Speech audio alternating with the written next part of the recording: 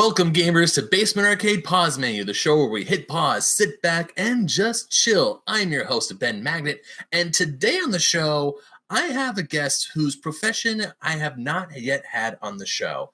I have with me an actual indie game developer. He is the creator and developer of the game Dragon Battle, which you can get on Steam at this very moment. Ladies and gentlemen, welcome to the show, Nick Blake. Nick, how are you, sir? Hey, good, Ben. Thanks for the nice intro. How you doing?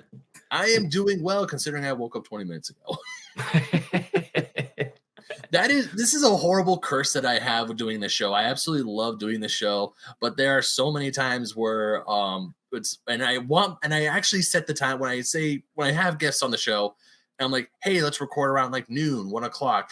That's the perfect way to make sure my dumb ass is up, right? And actually ready for the day, because I cannot tell you how many times when I have nothing I need to do, I have slept in until like 2, 3 o'clock in the afternoon. Oh man, that's living the life, man. It's the curse of the night shift.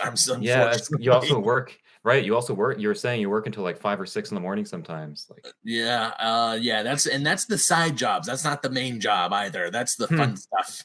Of course, last night I was up to like 4 something playing Elden Ring way too late. As happens. Yeah, in our pre-show we were talking about a little bit about Elden Ring, and also you're a full-time dad too, so that's also. Yeah. So my kids they don't have Elden Ring. They're mostly like Minecraft and some other, online games now. But okay. My kids get to play all the fun games. I just code. Yeah, and you're on the side playing your mobile game. At least I have some peace and quiet. Yeah, totally. It's good to calm the mind, like clear the mind out, Mm-hmm. Yeah, so you're here to talk about your game Dragon Battle, and we're gonna dive into that because I have questions and I am interested. Like the name Dragon Battle already has like piqued my interest because side note, if no one on the show realizes, I am also a huge fantasy nerd and I love dragons. Nice. But how did you get into video games and how did you get into coding? Video games and coding have both been going on all my life. Like, as far back, like when I was a little kid and my dad brought home his TRS-80 from his office, my brother and I would code in BASIC on that and stuff. And gaming, of course, we all grew up, I grew up in the 80s, so we had like Ataris, and then NES came out, Super Mario was huge and stuff.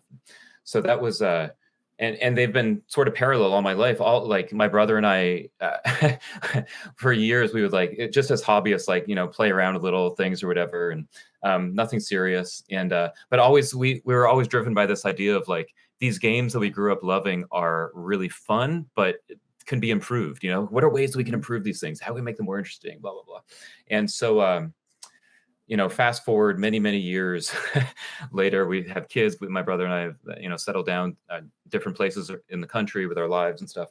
And in December 2019, he sent me a Game Boy development environment called GB Studio. Mm-hmm. And it's really simple. It's like a drag and drop kind of editor. So you're not actually typing a lot of code, which as a coder, was very frustrating. That's another story for another day. In general, the GB Studio was a dream to use, and it was really easy to start building this like a Game Boy RPG, like a classic RPG style JRPG game, like a Final Fantasy, Dragon Warrior, kind of game, but with all these little improvements that my brother and I have been talking about for years and years and years now. So, and this game just started pouring out of me. And after 10 months, I needed to refine the combat system. And so I was like, just for fun, I was like, well, I'll just do a loop of dragon battles, because that was kind of where I was at with the game right then. And it turned out that just that loop of dragon battles was crazy fun and addictive. And I posted it up on Reddit, an early demo of that back in October 2020 or something. And people were like, holy crap, this is amazing. Like the playtesters were right back that they would spend like 6-hour sessions digging into the game. And that's just like scratching the surface of it, So we knew we had something interesting and different. And so the last 2 years have just been October 2020, year and a half, I guess, have been digging in, refining, polishing, making sure I could beat the game with all the different player classes, making the endless, awful hours of debugging. And, and just as soon as I thought I would have a fresh build that's like ready, like, oh yeah, this is ready to go, whatever. I'd send it to one of our playtesters or something, and they would write back within half an hour, like, here are all the problems. Oh, Like, no. so so a year and a half of this later, I was finally able to. We did a little demo of it at a 2-Bit Circus event in downtown LA in, Mhm. I guess it was September 2021. And again, people really enjoyed it. I built a bamboo tensegrity sphere and set up the game inside of it and stuff. So it was like you're entering a dragon cave to play the game and stuff, which was Ooh, that's really fun. cool. Um, and that was the same setup actually that you met me at the retro game convention. Yeah, It was a similar. I built a bamboo sphere with the mhm. game set up in the middle. The only difference is that the 2-Bit Circus event, there were like drapes around it, and it was tucked into a corner, so it was really like you were entering this enclosed, you know, Yeah. space. But yeah, so that's sort of how the game came about. It's been years of first stumbling onto the cool new concept of an interesting twist on the JRPG, formula, and coming up with something new and different, and then just doubling down and coding the crap out of it, and Yeah. and again that awful debugging process. Um, oh, one funny anecdote about that was in so we are getting to like October, November 2021. This is last winter, and my brother he's a real professional coder, not transitioning into games now, but he's been doing like web and stuff back end for a long time. And so Git, he got me into Git really hardcore and forced me to use it and stuff. And so I had done the last Git push I'd done was in April in this game. And so after 6 months of debugging or whatever, October, November, I did another push, and I did it wrong, and it wiped out 6 months of work. It overwrote everything I had done, and I lost my mind for about 10 minutes. I was like, what the crap? And then I was able to dig through and find a backup file that had not been pushed, and and so I was able to just restore that, and it was only one save off of where the most recent thing, so I was able to fix the little thing. But so that was like a You heart attack moment that turned around pretty like, oh man, I haven't touched Git for that game ever since. It just, yeah. for some a lot of us, myself especially, I'm not very technically inclined. So what exactly is Git? Is that an acronym or is that like a coding tool? Oh, it's a coding tool. Like a command. It's mainly a command line. What's a good way to put it? It's a way for multiple people to collaborate and work on a single coding project, Oh, and have unique version, like their own work on their local thing. And then Git is like a peer-to-peer network communication oh, system that connects all the different. So there's like you end up with these big repositories, and everybody has their own little chunks, and then you merge it into the main repository, and it's a really helpful. It was built back in the 50s, 60s, 70s, something like in the early days of computing. okay. That um, Is a good analogy maybe like a Google Doc where like you're in a group project, you have this one Google Doc and everyone could like add to it, or Imagine if there was like the central Google Doc, which is like the main Google Doc, and then everybody had their own little version that they were working on, and then when you push your changes up to the main Google Doc, Mhm. everybody's going to sit and review all the different changes and okay everything, and then it gets merged into the main document. It becomes part of the core. So it's a Oh, way of like, okay. especially with coding, because coding is such an iterative process of screwing up and making bugs. And you think you're coding right, but you're doing something really wrong, and you don't notice until you run the game and the bugs, blow up in your face. Mhm. And so it creates a way of, before those mistakes get pushed into the main game or whatever, it's a way of like double checking your work and everybody, QAing stuff before it goes live. Yeah, as I've said before, I'm not a coder, but I've seen memes of coders or memes made by coders where they're trying to look for that one thing, that one bug that's That one bug. the one Oh bug, yeah. and it Yeah. turns out it was either a semicolon or a space that Yes. screwed everything up, and Yeah. they just Yeah. yeah, Lose their minds. Yeah. yeah, the things that coders do, I salute you, 'cause that is not an easy feat. My gosh. Yeah. And it's So all on the surface of making all in the service of making good games that are, fun mhm, and playable and that people yeah. enjoy. So you mentioned JRPGs were a big factor in making this Mm. game. What JRPG? Because I'm assuming like you said, Final Fantasy and Dragon Warrior, but Yeah. any Final Fantasy and Dragon Warrior / Dragon Quest in particular, or is Yeah. it just like a giant mishmash? giant mishmash. And it really, it started with I was trying to do stuff way beyond what the Game Boy environment could handle, like build out a huge epic world with Mm-hmm. custom economies in each town and stuff like that, and all these different things. And it was just blowing up way too big, and it's not something that I'll be able to rebuild that game in Godot and launch a bigger, less Game Boy version of it, but still retro. But I would say because it's like a one player, you don't have a whole party, so it's more like Dragon Warrior, where you just the one hero out on a epic quest. Okay. And there's no overworld map or anything. It's just a series. It's very simple, like a series of dragon battles with a quick stop in the market in between, like a boss rush. That's what they call it, boss rush style. Okay. Yeah. Now, when I was looking over the flyer you gave me and thinking about this, one question I do have is why Game Boy specifically? Because I know a lot of indie developers, especially in today's day and age, when you look at indie games, be it Shovel Knight or Panzer Paladin or any other like smaller developers, they do go the retro route, as in like the 8-bit, 16-bit route, which that's totally fine. But why Game Boy specifically? That's a great question, and that's really just an accident. It was because my brother had sent me GB Studio for Christmas a few years ago. It was and I found that the limitations that you're forced to code within in the Game Boy format, like there's 512 variables maximum that you can use, which is a very small number. There are, the 8-bit graphics, of course, really like trying to keep the game really small. Like right now, the game is way too huge for a number of reasons. So when I do an actual Game Boy physical cart release, I'm gonna have to like chop the crap out of this game and like really like whittle out all the dead woods. That's just just what needs to be on that cart. So yeah, it was really just an accident, but a happy accident. It's really, man, it is really fun. And for people who aren't professional coders and don't want to go into the professional, having to worry about every semicolon kind of route, GB Studio I highly, highly recommend it. It's fun. It's easy. The drag and drop is really very intuitive to get into. And because when you were telling me the story of how this game came about, it reminded me of a lot of when about the story of how The Legend of Zelda Link's Awakening came in, which a bunch of devs at Nintendo, they got the Game Boy. Wow. Excuse me, my goodness. Can you tell I just woke up? Yeah, right. It's all good. They got the Game Boy dev kit and just started messing around with it after hours. It's kind of like how you got this dev kit, essentially. Yes, and you're just around. You're just like, I was going to mess around and have some fun. And now all of a sudden we have a JRPG in front of us. Yep, that's right.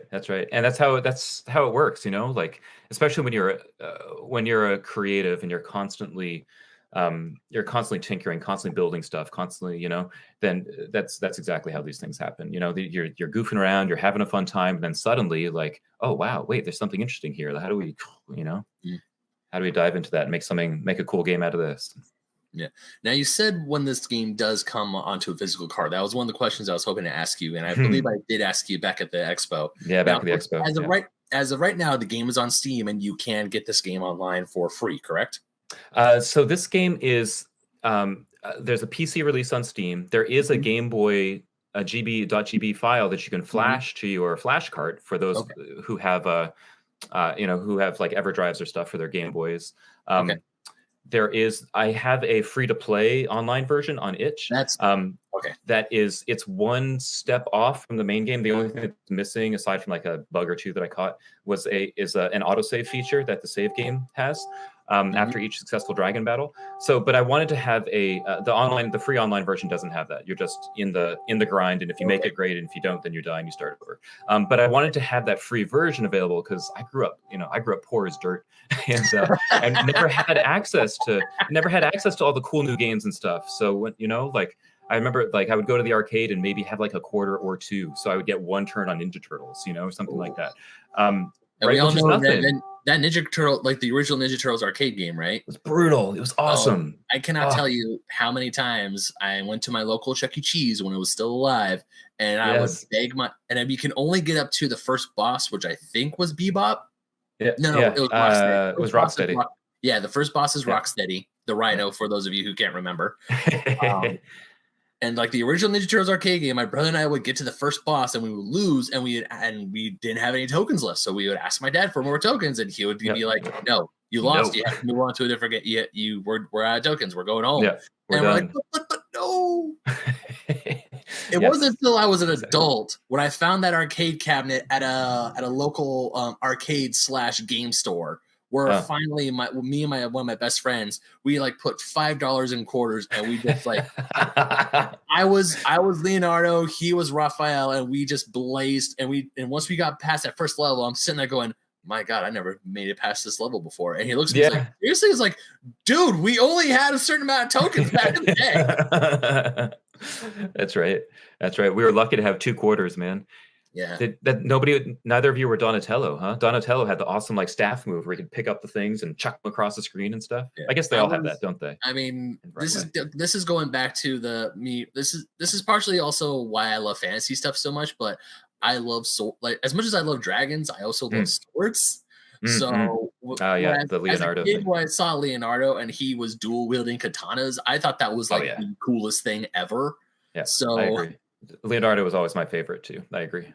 Yeah, I just remember Donatello's staff move from the arcade and how badass it was. That's all. Yeah, but luckily I do have a friend, and also he's a friend of the show, and also a buddy of mine, Ron the Pharaoh. He also loves Donatello. So when the Cowabunga collection comes out, I'm gonna hit him up, and we also have another guy who is gonna be Raphael.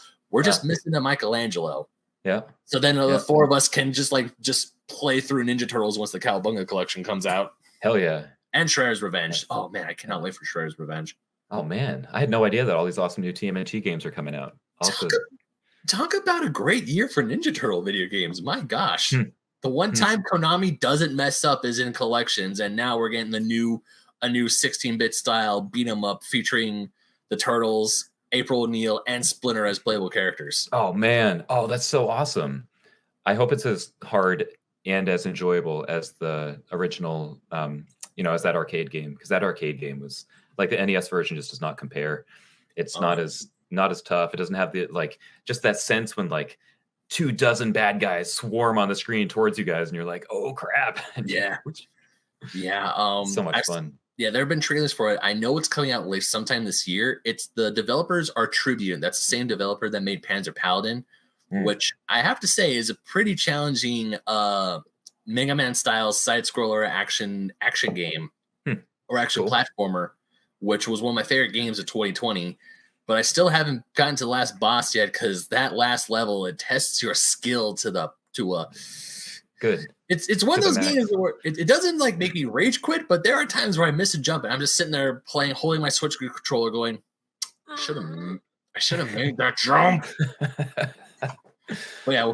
Oh yeah. Yeah, rant about Ninja Turtles aside, that was a fun aside about Ninja Turtles though. That was one of my favorites. Hey, that's what this show is all about. Hey Nick, that's what this show is all about. We start tangenting and we can just keep going and going and going, my friend. Sweet. Awesome. Yeah. Yeah. So let's talk about the fantasy aspect, because I can only assume that there are a plethora of fantasy novels that inspired you while you were creating Dragon Battle outside of the JRPGs.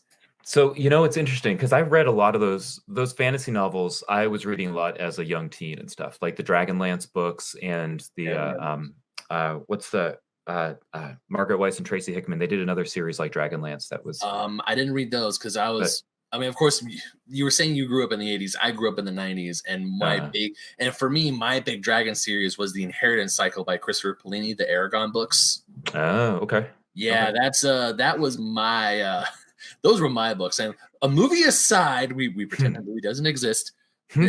Those Aragon books, to me, that was like, oh, this is really good. I mean, I do have the Lord of the Rings. I do have. Yeah, of course. Right. But for me, when you're a middle schooler, trying to read The Hobbit is a little difficult. I know Hobbit is meant to be a kid's book, but I read The Hobbit twice when I was a kid, and I couldn't understand what the heck was going on. Just a lot of long words. And I watched the Ralph Banks. I think it's Banksy or Bank. The animated one from the 70s. I Yeah, watched that that was movie. awesome. Yeah, I love that movie. I watched that Yeah. movie religiously because I'm like, oh, this is what's happening. This is what's happening, right? Totally. Yeah, I remember that experience too. Yeah. yeah. I remember one When time my mom was like, "How close are you to finish The Hobbit?" I'm like, "There," and she's like, "Okay, cool, finish it, and then we can do something." And I'm like, oh, forcing myself to read The Hobbit, but now I actually can read The Hobbit. And if I could finish a Game of Thrones, like the book of Game of Thrones, the first one, if I could Yeah. finish at least one of those books, I know I could read Tolkien now. Oh, for sure, for sure, and you'll find it much more enjoyable too. Oh Be yeah, like, "Man, definitely. George, like R.R. Martin has nothing on Tolkien. God damn." No, I mean Um, he's still a good world builder. I'll have to admit that. And we talked yeah. about Elden Ring earlier, and he did help Oh, with the yeah, the story Elden of Ring. Elden Ring. So Oh, I that heard was about that. Yeah. Yeah, yeah, yeah. I he there was like a little snippet of an interview that was released where he actually acknowledged his work on Elden Ring. Hmm. I guess From Software and Miyazaki, the director, they came to him and asked him for world building tips. Like, hey, help us with the world building, and he gave them Mm, that. mm, And like every once in a while, they would come to him and ask him about designs for like say monsters, maybe a few characters, and he would give his input, yep. but his involvement with Elden Ring wasn't as hands on as Mm, we might have think. But mm. there are things in Elden Ring that are definitely like this is a George R. R. Martin trope Yeah. because there is a great sword that you can get very early in the game that looks like it was ripped off the Iron Throne itself. It's a big ass great sword. It's a colossal sword, Yeah. but it's made of a bunch of different other swords attached to it. Nice. Yeah. Yeah. Only thing is you can't use it right away because you have to have 40 strength.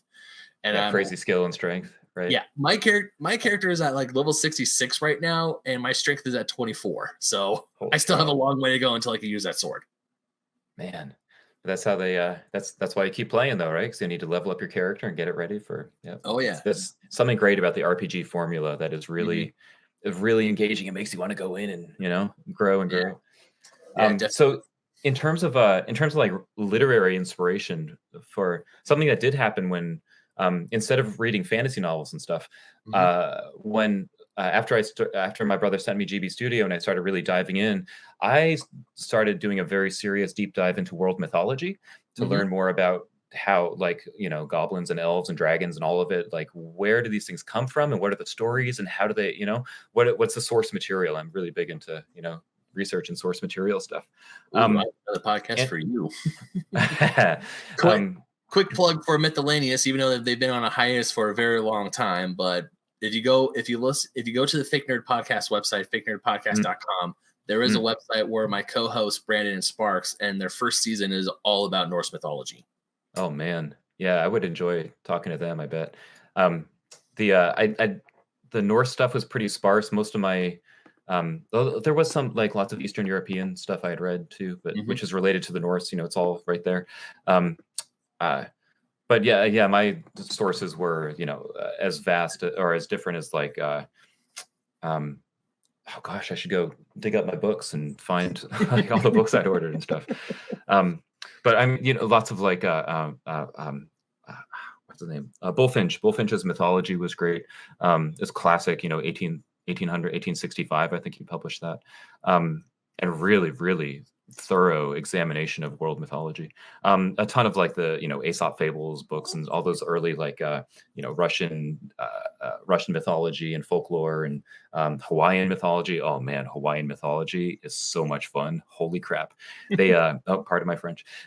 they Oh, apparently they have Hawaiian oral tradition is so exhaustive that they have not only the book of Genesis basically mhm. within their oral tradition, they have a better version, like a more what's the word? More robust, like instead of just tracking just the male lineage, by the way, they do women, the male and female lineages, for example. They have the stories of Noah. They have the story of Abraham sacrificing his son. They like all these like the rich Judeo-Christian Christian tradition. It's all there in Hawaiian mythology already, like before the Europeans showed up. It's crazy, crazy, Nice. interesting stuff, man. But Would they also genealogy be the appropriate term or no?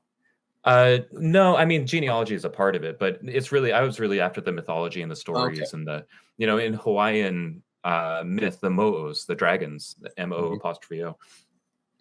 is a big thing. The super powerful, like they're big. They're like Chinese style. They're like big, powerful beasts that are shapeshifters, that are super wise, that are here for this sort of like mixed. Like some are good, some are bad. They are all of which I tried to represent in the game. That's why we have the like I've never really liked the hack and slash.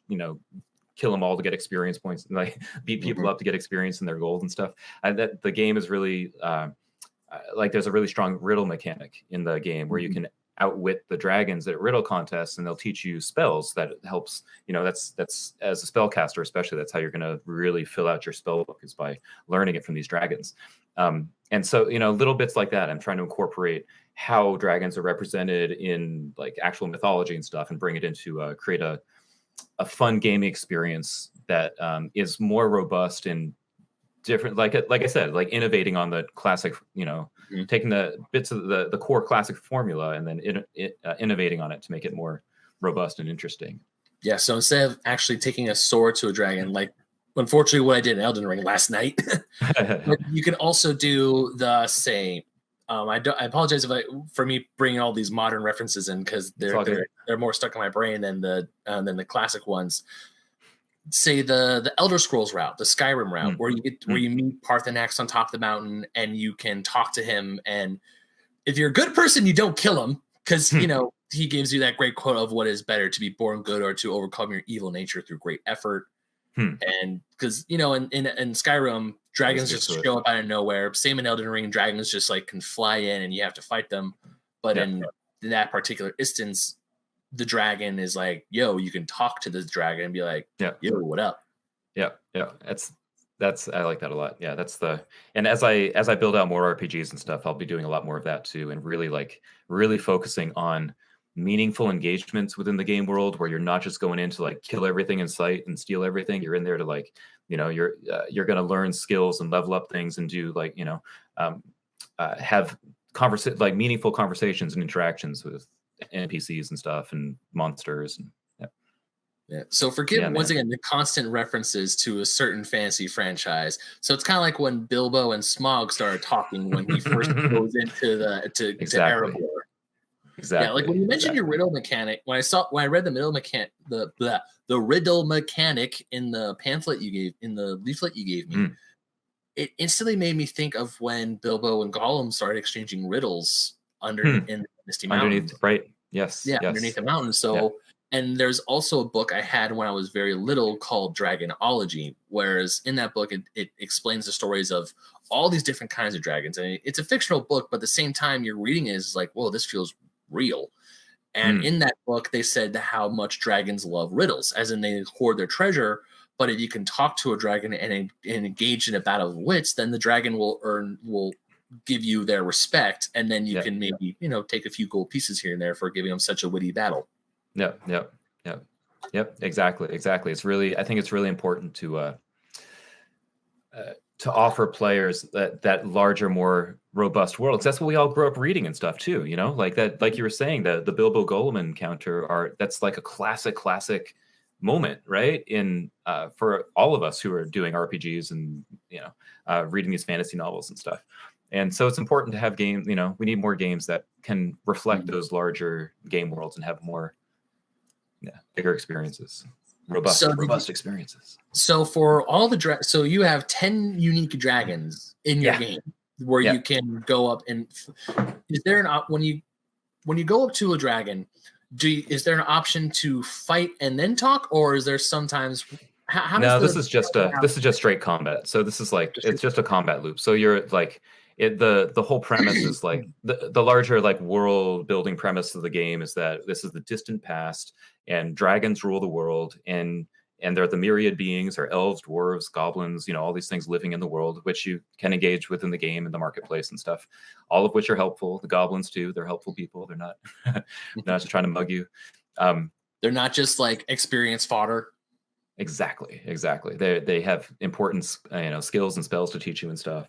And the dragons the Dragon King has turned nasty and bad, and the dragons have become a tyrant race that has brutal and tyrannizing everybody, and so a call goes out for a champion to battle do battle against dragons and defeat the Dragon King, and which you can do in a riddle contest too. Incidentally, there's a peaceful ending where if you can outwit the Dragon King, you've unlocked the peaceful ending to the game where he realizes the error of his ways and reforms, and So you just revealed that there's a different ending. Oh yeah, I think it's in the pamphlet, or it's in the documentation I wrote up too. But it possibly was. It might be in the Steam. It might be in the Steam documentation or something. But maybe because I didn't read, because I read the pixel art, I read the different riddles, hours of gameplay, player's guide on Steam, and I'm like, I didn't know there was a different ending. That's actually really cool. And also is there only like the main ending and then that secret ending? Or yeah. Okay. Really, I'm keeping this game really simple. The whole idea was to get.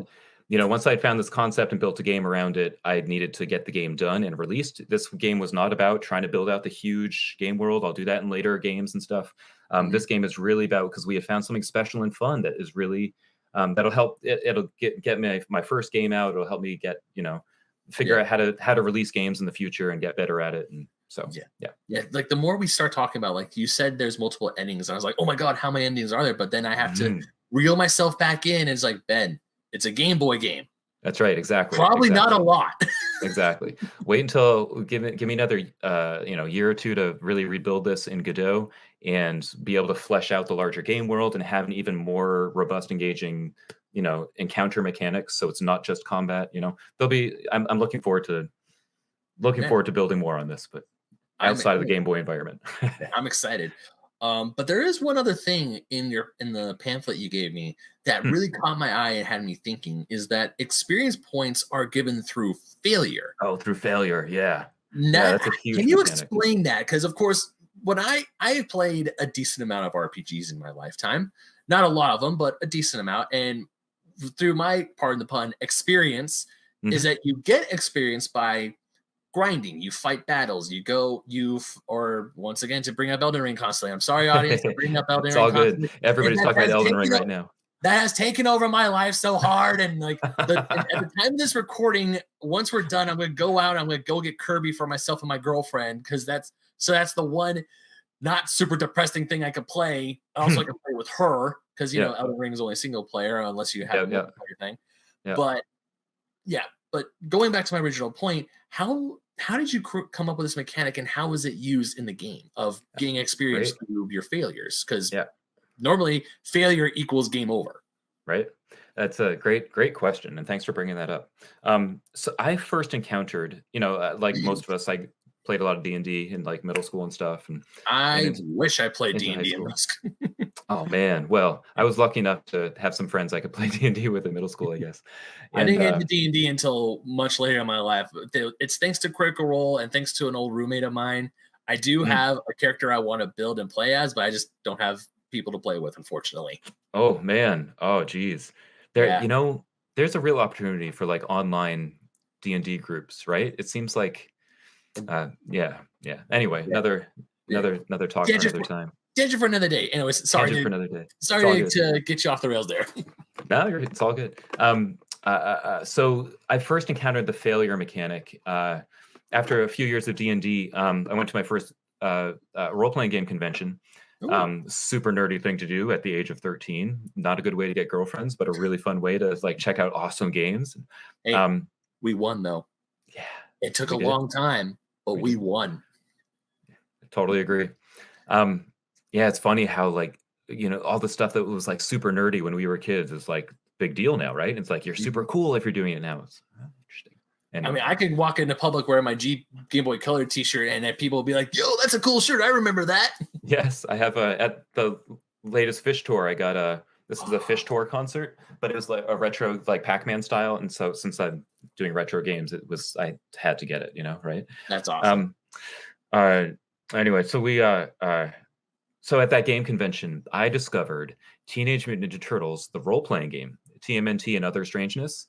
It's a Palladium system, I think, and the Palladium system is notorious for experience points based on failure, based on learning. When you learn things in the game world, you don't get experience for or I think you do get some experience for like beating things up or killing them or whatever, but you get double the experience if you do it peacefully, if you resolve the situation peacefully or something.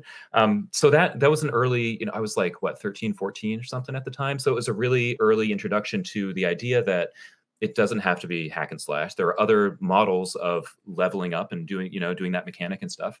And so when it came time to, again, design a JRPG from the ground up, that was really huge in our design thinking. Like my brother and I talked about that over and over about how important that was to get failure in there as a core mechanic. And so the way it works in the game is, let's say you're a spellcaster and you go in and you cast a spell, you focus 2 or 3 times to like really build up your stuff or whatever, build up your spell casting ability, and you cast the spell and the spell fails. And normally in the game, this is really shitty, right? Like you've just wasted a few turns trying to get the spell ready, and now the spell's failed, and what the crap? You get a ton of experience from that. You get a lot of experience points from that. And it's likely that you will, and it's through repeated failures like this that you gain, and we put some fun buffs in there for the game, for the players, to keep it fun too. So, so you'll be leveling up anyway. But this provides a really great mechanic where the player's level, like skill level of like your spell casting, and the spell casting level is per individual spell. So like your fireball level is spell casting level is whatever. It will organically level up over time and create ideally a more a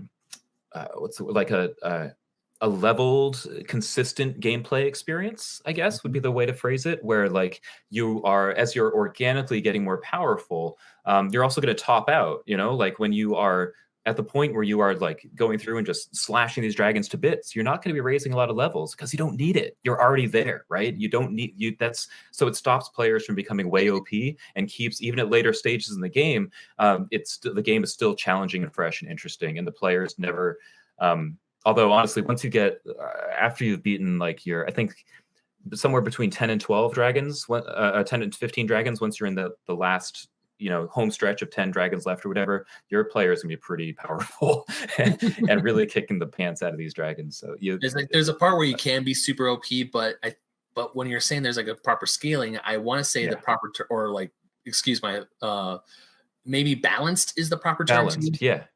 A more balanced gameplay experience where the end levels are going to be just as challenging as the early levels. And your player will be a lot stronger, but you're also going to be up against much harder dragons too. So just like in a bunch of other games where you can get OP early, but there's going to be a certain point where you're still going to have to grind again. And it's not like where I was a kid and when I was playing Pokemon, my brother was able to get all the way to like not just the Elite Four, but caught Mewtwo, the legendary birds.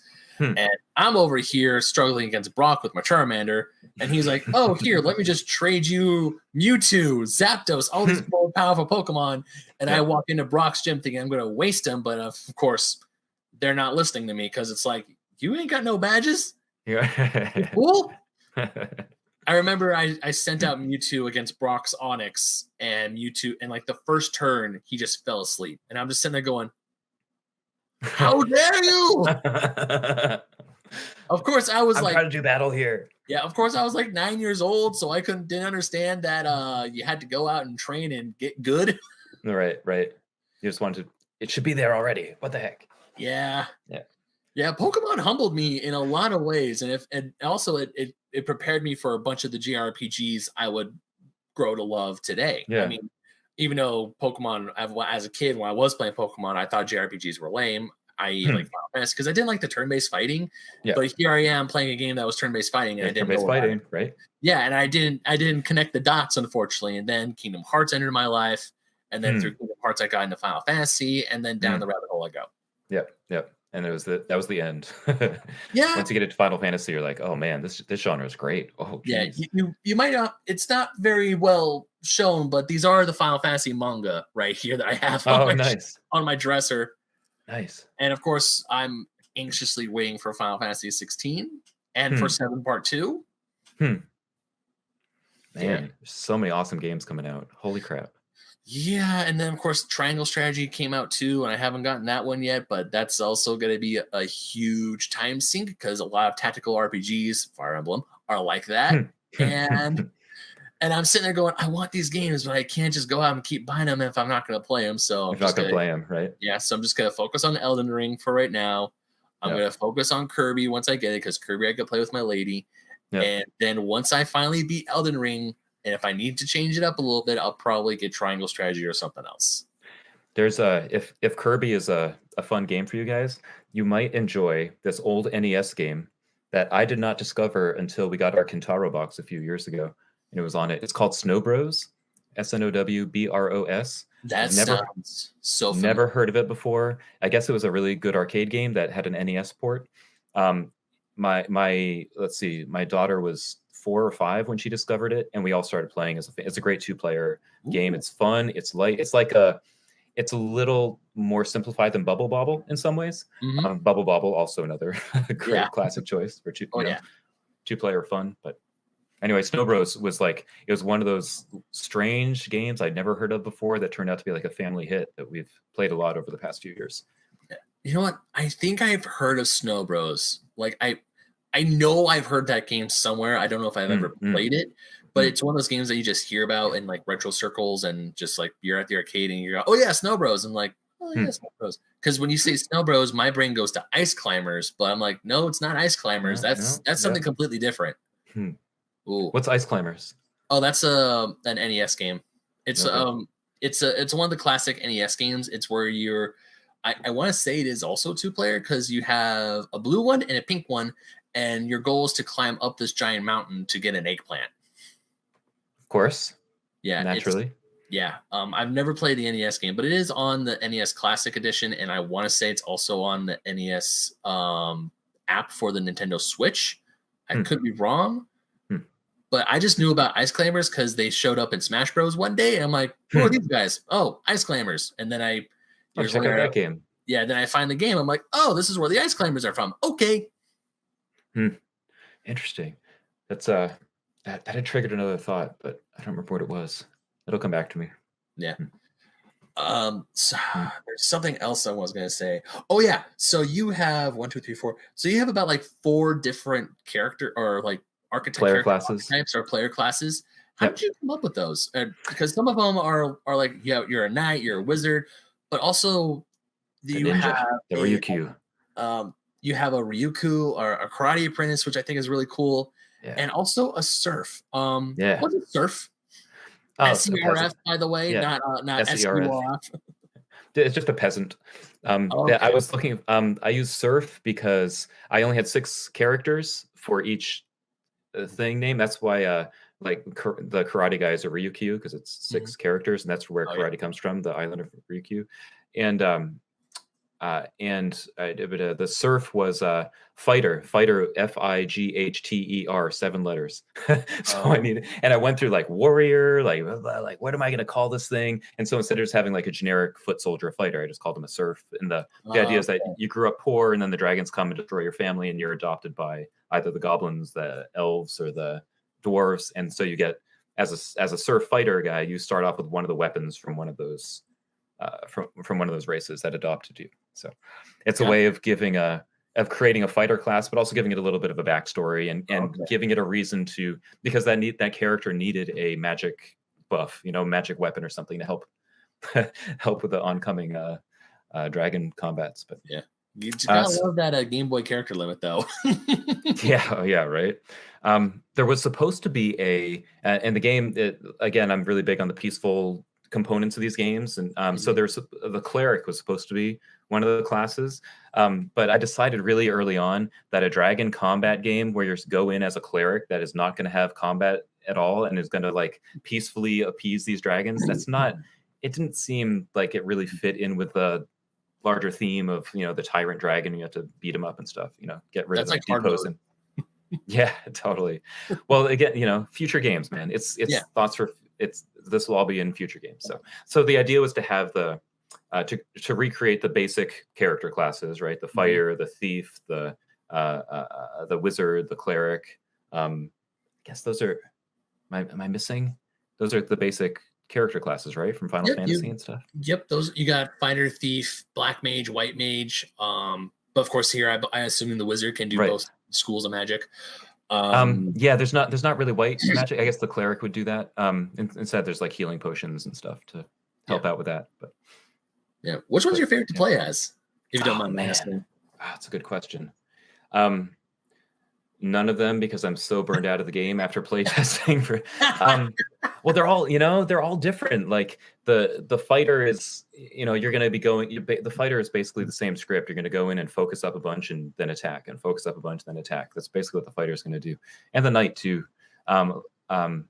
This. I think the wizard is more fun in many ways because you can. Because there are all the different spells that you can get, and there's there's the whole riddle aspect of learning the spells from the dragons and stuff. But the Ryukyu, the karate apprentice, that's a really fun one too, because you're really there's no weapons. You're not going to have weapons. You're just going to be going in, punching and kicking and casting invisibility spells to help. Because the karate guy, I gave him some minor spell casting ability, so that because the character needed a little help, and it seemed appropriate. That's what, like the stealthy, the stealthy fighter, karate guy can cast invisibility and slip around and stuff, So that's kind of where it came from. I wanted to take the standard, again, the JRPG tropes that everybody in the D&D character classes that people would really recognize and relate to, and give them a fun, a new life in this. The original Final Fantasy, or what's the Final Fantasy 2 introduced? They had the black belt. Yeah, that was Final Fantasy 1. They had the Final fighter. Fantasy 1. The black belt. The black belt who became like the master or something after you get that thing from Bahamut. Right. Yes, when they all buff up to their adult forms or whatever. Yes, that's right. Or they'll go Super Saiyan. Or what's that? Or when they all go Super Saiyan. Yeah. Super Cyan. Yes. Yeah, they do, don't they? They all go blue. Huh. Yeah. I had some. Yeah, because when you were talking about how there's a fighter, my brain just went into like, oh, question. Can you name your characters in this game, or is it just not this one? Okay. Because I was just thinking of like this dude, because you have a knight, you have a wizard, they're all armored up, they have weapons, they have magic spells, and you have this one dude in a gi with fists, and he's looking at like a 5-story tall dragon, and goes, "I'm gonna punch it." That's right. I'm gonna take it out. I'm gonna punch it. It's like, what that dragon has is like what? A Geschichte. What's that? A face in need of punching. I'm gonna punch it. That's a real word, BT dubs. What's that German word? Gefeitenefischt? Geschichte. Actually, it's not German. It's English. Funny enough. Gerpfeifen. I got off a John Oliver sketch, and that actually is a word that the definition is a face in need of punching. Oh man, that is a powerful word. Yeah, don't ask me how to spell it though, because I have no clue. I'll ask John Oliver. It's all good. Yeah, but oh man. So I'm sure it's I was gonna ask you something. Shoot, I was gonna ask you something. Oh yeah. Going off from like the battle mechanics and stuff, the art style. There's 10 unique dragons here. Were you the one who drew up the art for the dragons, or did someone else take care of that? I drew one of them. I drew the feathered serpent. The other ones, I'm really not the best artist in the world. There's a collection of dragons up on Open Game Art, where most of the core dragon art comes from. That it was some retro dragons in like full color or whatever. So I had to take them into GIMP and convert them into art, like tastefully convert them into 4-color, like a the 4-color Game Boy palette. And shrink them down to get them to be the right size and do some. And then there's a lot of animating and stuff that I did for them too. So I would chop out little bits of pixels and do all the, create the sprites to animate them and stuff. And so but the core art came from this really amazing dragon pack on Open Game Art. Okay. Open Game Art is a great resource for other developers if you're in need of assets and stuff for prototyping, especially. Open Game Art is amazing. Devs take note. Note.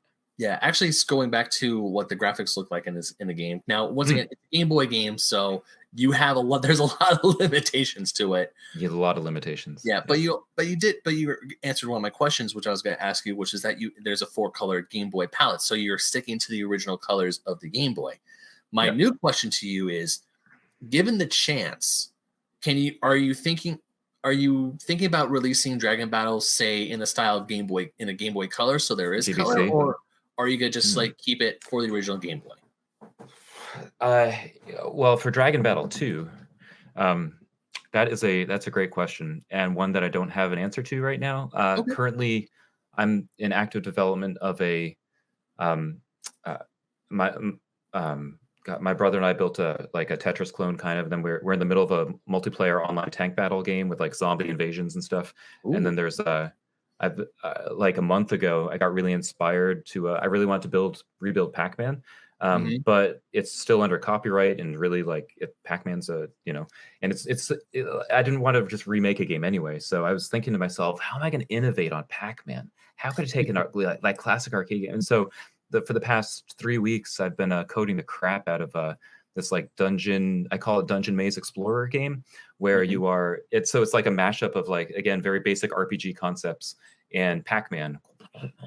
So Ooh. you're running around this little like Pac-Man type place, and I built out this little game world with not just ghosts, but all kinds of different things. Some of them will teach you spells. Some of them will, you'll recognize a lot of this, right? But it's all in an arcade format. There's no Mhm. conversations. There's no, you're running around, and it's a constant engagement kind of thing, and collecting mana and mushrooms and stuff. And it's Mhm. fun. It's probably another month before I'm ready to really demo it and stuff. But so that's sort of what I'm working on now. There's definitely I'm doing a lot of work and study in Godot, Mhm. coding platform, a game engine, which is tremendously fun to code in and build games in. So so I'm anticipating that once my brother and I have another game or two out, which we're anticipating doing this year, I'll be in a good position and know Godot well enough that I could really dive in, rebuild Dragon Battle, get it ready for Dragon Battle 2, Mhm. which would again I'll be able to do more of the advanced stuff that I wanted to do with the original Game Boy, but couldn't because of the limitations. Right. Um, and that'll be an interesting time to figure out. One of the reasons I moved to Godot from GB Studio is just because the latest iterations of GB Studio aren't totally stable, Mhm. and they're not, and you're not going to be able to make game like I found the debugging process in GB Studio to be hell on earth. No offense meant to GB Studio. I love that it's a great little platform. It's a wonderful tool for building little GB games. But if you're going to debug a serious RPG with I'll do a video sometime where I dig into all the mechanics and how like all the swapping I have to do to get through the battle Mhm. script, because it was way too memory intensive for the for the Game Boy to handle. So I had to do a lot of hacks to make it work, which meant a lot of debugging, a lot more debugging that had to be done. So I'm sort of at a standstill.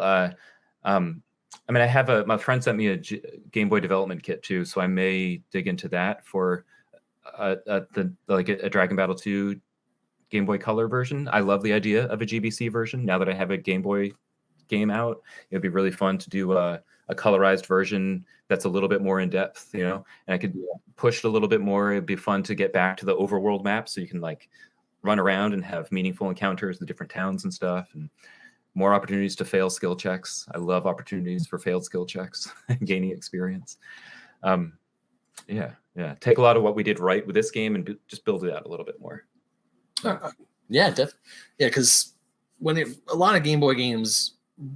Now, my memory might be betraying me here, but like Mm, you look at games like Link's Awakening being the prime example, and maybe the mm, only example, because it came out in the original Game Boy, and then it came out again on the Game Boy Color on as Link's color. Awakening DX with a new Yeah, dungeon, and it's like, hey, there's a yeah, color dungeon in here that was on the original, but then of yeah, course the original's still widely beloved. So I was just curious yeah. if that ever crossed your mind. It's like, hey, here's Dragon Battle Director's Cut or Dragon Battle The Lost Dragon or Mm, something mm, that cut mm. that could possibly have maybe an extra dragon or something. I don't know. I'm Well, not a game dev. that I don't know what goes into that.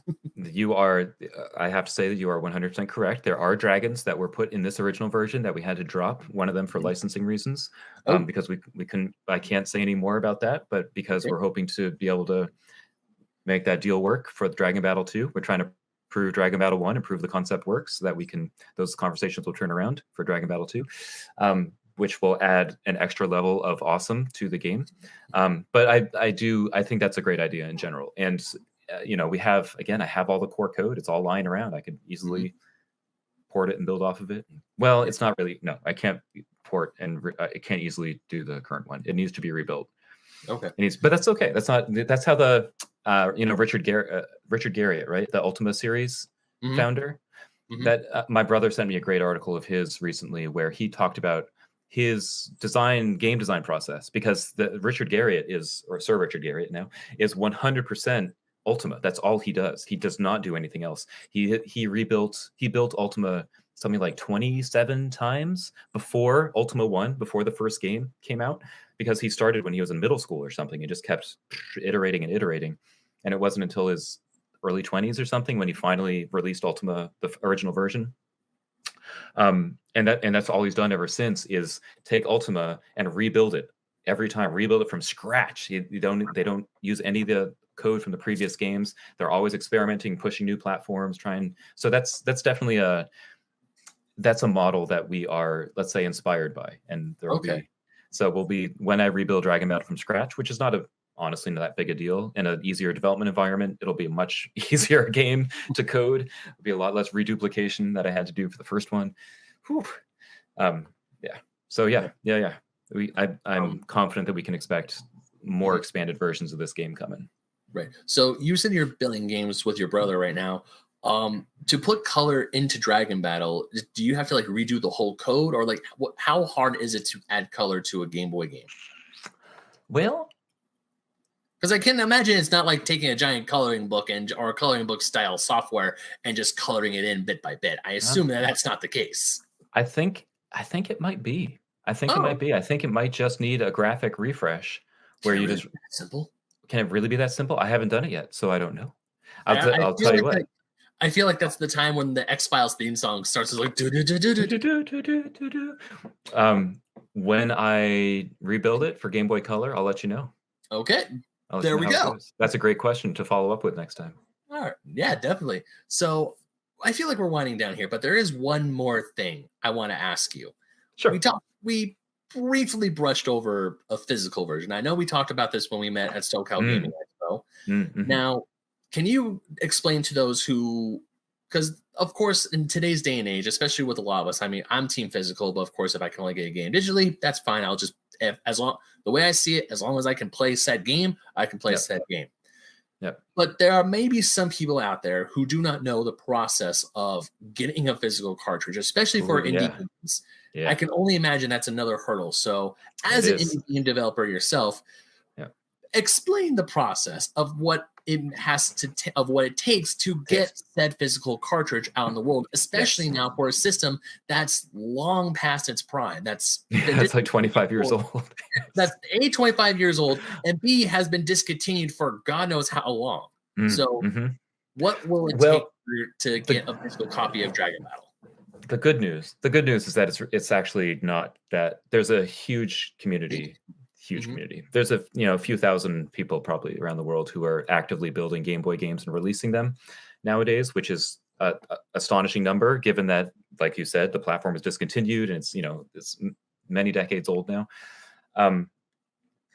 So that was something that I discovered at the Retro SoCal event, was that the Retro Game SoCal event was that I really should have had physical carts there. I had so many people come up to the booth to say, if you had physical carts, they'd be flying out of here. Like we would all be buying them. Really? I would be one of those people. Like if there were a physical cart there, I would have been like, take my money, here you go. And I think I had, like, when I first started talking to you, I think I had like $20 left in my wallet. So that was an important lesson for me. The reason there's a PC version of Dragon Battle is because when I showed it at the 2-Bit Circus event last October, everybody who came by the booth was like, there was out of the few hundred people who saw it that night, one person was like, "Oh, awesome! It's gonna be on Game Boy. I love, I'll put it on my Game Boy." Yes. Everybody else was like, "When is the PC version of this coming out?" So when I released the game, I made sure there was I figured out how to code a PC version on my Macintosh and build and get a stable, version built. and released it on Steam because that's what everybody had asked for. And then when I went to the retro event, everybody was like, "So this needs to be on a physical cart. Why isn't this on a physical cart?" And I was like, "Well, so that's my next hurdle," in which I've since researched, and um, uh, it will like it to for like $100, I'll be able to get the retro flasher thing that plugs the it's like a board that plugs into my that would plug into my computer, and then another like 20-30 bucks or something for a blank physical cart that I plug into it, flash use their software to burn it onto the cart, and then slap my own label on the cart, and boom, Dragon Battle game. There And you that go. not that hard, not that hard. The hardest part for me, the most time consuming part, aside from making sure that I can use the flashing program on my Mac and getting Parallels booted up properly so I have Windows running, the hardest part is going to be taking the Dragon Battle game, stripping out, going through and deleting all the extra crap that's in there, so I can get the file size down to small enough that it will fit on one of those carts. And so, but yeah, so I'm expecting there's another retro game event in September, I believe, and I'm anticipating having maybe a dozen carts there that I can at least be able to start selling, and then have a pre-order form for not only the carts but for like the full by Christmas of this year. It would be really nice to have a full boxed release with there's an extensive player's manual that's up on Steam that should be printed and bound and put in there too, because that would be very helpful for people. So I'm hoping to, and I'll do a pre-order for that and go around to the see if we can get some like wholesaler, get some wholesale orders from some of the bigger indie distributors who are there, because there were a ton of indie shops there, right, at the last event. So I think that would be, if I can get a good pre-sale, like I'll have like a handful that I can hopefully sell, but have the pre-sale will be the exciting thing, and get pre-sale ready for Christmas so that we can get these boxes in people's hands for the holidays. I mean, I would love to have a box of Dragon Battle on my shelf and to be able to plug that game into this little beauty and start playing the game. Yeah. Is that a GB Micro? What is that? Oh, it's my GBA ASP. I had it shell modded to look like a Super Famicom.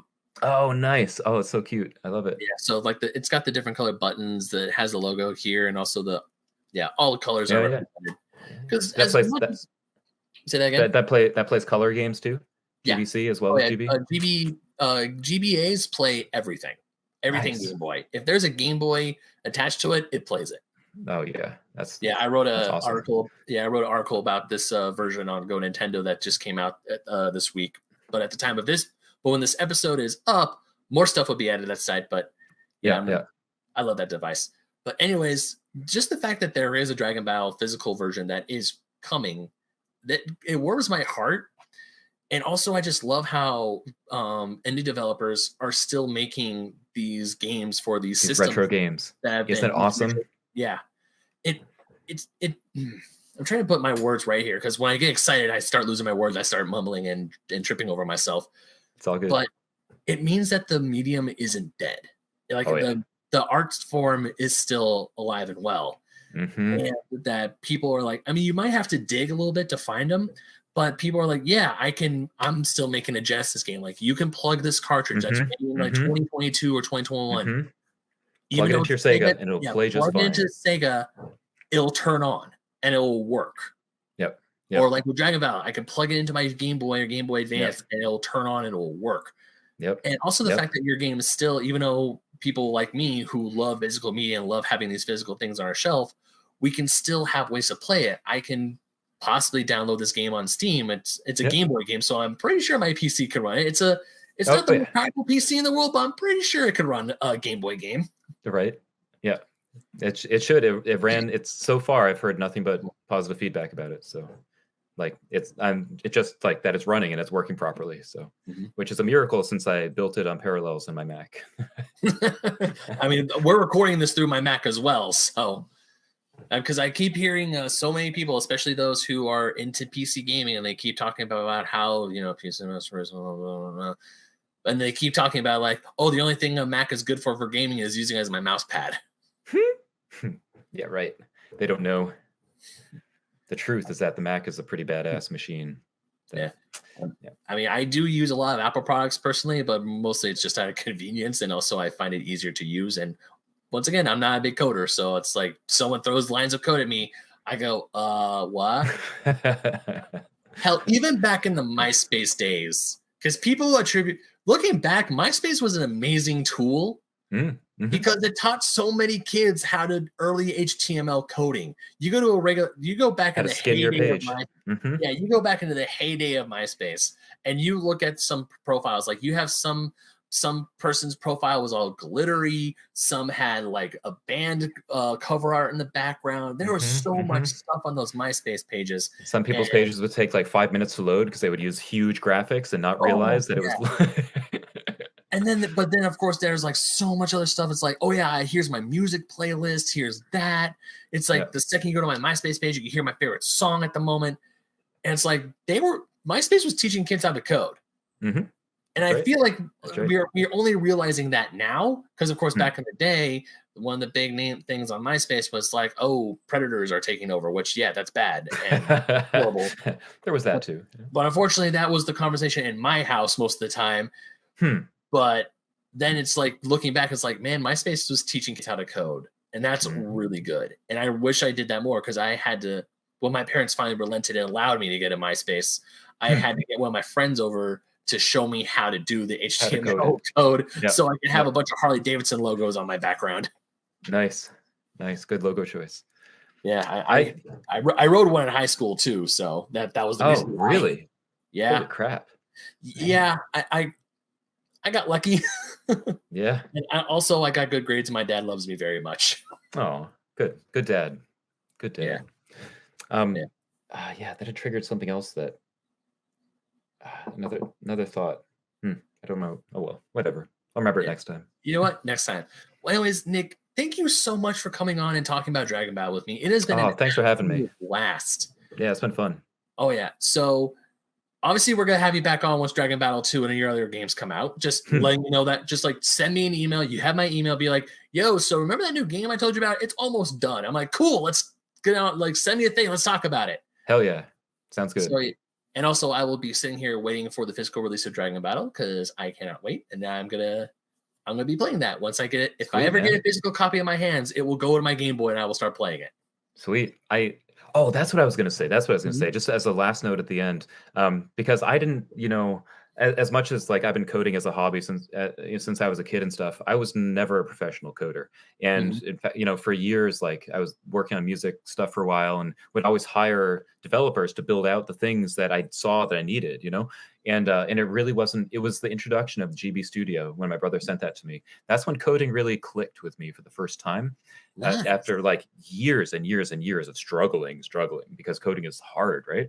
Yeah. But GB Studio makes it really easy and fun and intuitive and gets you into the process of away from the lines of code and more into a more manageable thing, so you can really focus on the larger game, and the beauty, the art and the interactions and all the fun stuff, without having. And so, and there's nothing as fun as working your butt off on a game and then loading it into your own Game Boy and playing it. That is fun as heck. So I would strongly recommend to you, if you have the chance, in your abundant spare time at 6 a.m. when you've done all your other work and you don't want to sleep, you want to program a Game Boy game instead, grab yourself a copy of GB Studio and start coding, start just building and playing with it, because it is really fun and intuitive, and you don't need to be a hardcore coder. You don't need to do lines of code, and you can build your own Game Boy games, which is, even if you don't want to do it professionally, it's just for your own pleasure or whatever, it's still fun. It's really, really fun. So still, that will be cool to say, hey, I made a Game Boy game. That too, because I have been collecting in the games I've been hunting for when I go to conventions or even retro game stores. I do take a good long look at the Game Boy games, mostly because that's what I can afford. Well, not just what I can afford, because let's be real, if I were to ever find a loose copy of the original Shantae for the Game Boy Color, that sucker is a bank account drainer. That thing is like $100 right there. Really? But yeah, it's the last printed Game Boy game that came out, because it came out after the GBA came out, or Game Boy Color game. Okay. And of course, but luckily now you can get it on Switch. There are ways to download the game digitally. Yeah, now. Shantae got boomed for Switch. Yeah, I saw that. Yeah. Okay. So, woo. But that original cart, though, you have to be dropping the big bucks. But also, I've been getting a lot of Game Boy games because they're small, and I don't have a lot of space. Yeah. That's. Yeah. Do you have an EverDrive, a flasher? I do not. I probably should maybe invest in an EverDrive someday, but I would say I'm picky.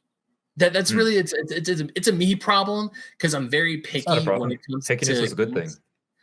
And I love having the original. I mean, if it's repro and I test it and it works, and then sure, but I like having the original article. I like having the genuine article. But I do see the lure of EverDrives. I'm not like anti EverDrive, but also I'm more cautious because I've been burned a few times in the past. LimeWire. I think LimeWire gave me PTSD because Really? when I see things for EverDrives, I mean I know they work, but at the same time I'm like, but what if I get the one that doesn't work? What do you mean? How did LimeWire give you PTSD?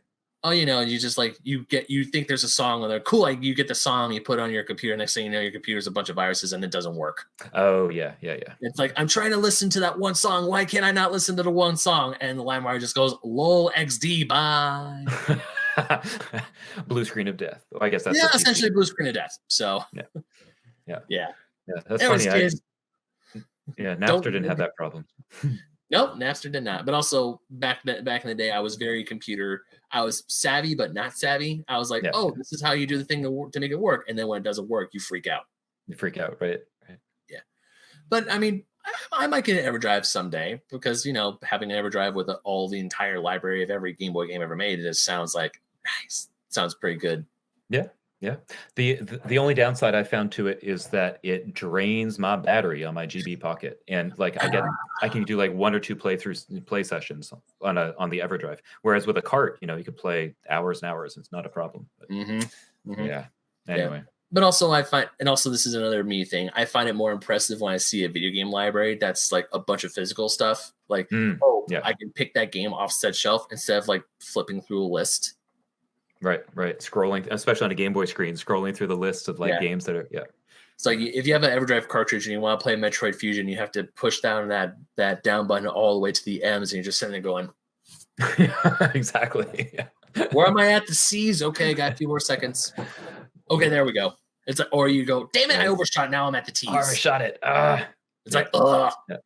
Yeah. But anyways, Nick, thank you again so much for coming. Yeah, Ben, this is great. Thanks for having me.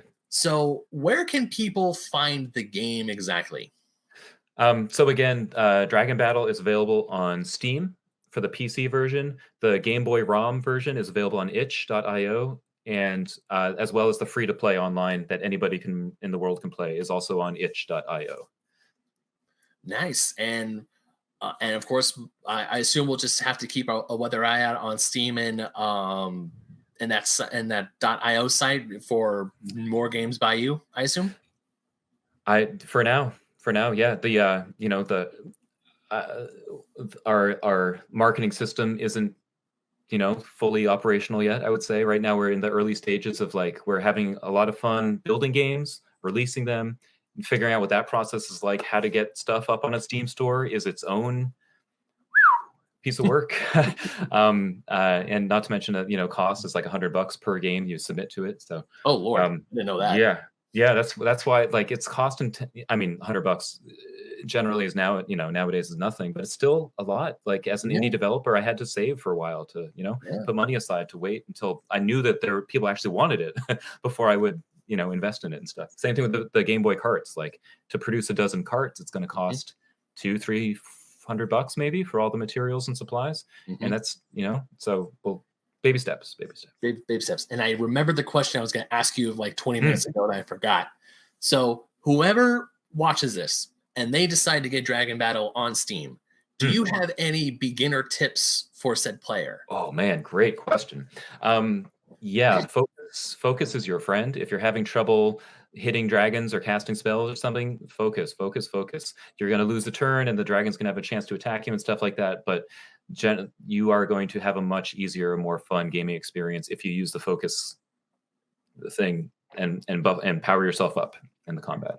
All right, I'll keep that in mind. All right, buddy. Hey Ben, thanks again. This is really great. Of course. And so once again, Dragon Battle, it's on Steam. It is on itch.io. itch.io. That's the thing. There you go. It's on itch.io. Don't worry. I have the pamphlet, so I'll make sure both of the links to the Steam and to the itch.io, they're going to be down in the description. So once again, Nick, thank you so much. Cannot wait to talk to you about that your new game. And for now, unpause.